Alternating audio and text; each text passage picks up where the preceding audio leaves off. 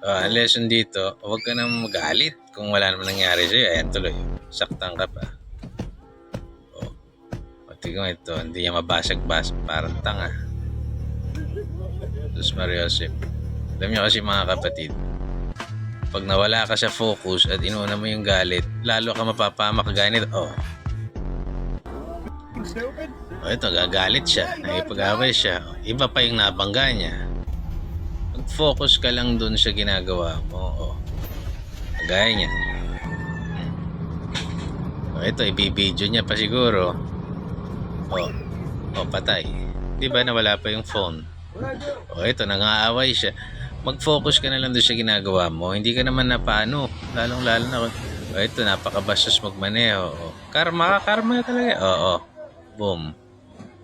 Tanga eh. Di ba? Ganun talaga. So, yun ang lesson sa mga ganyan. You just focus on your driving. You just focus na huwag ka magalit.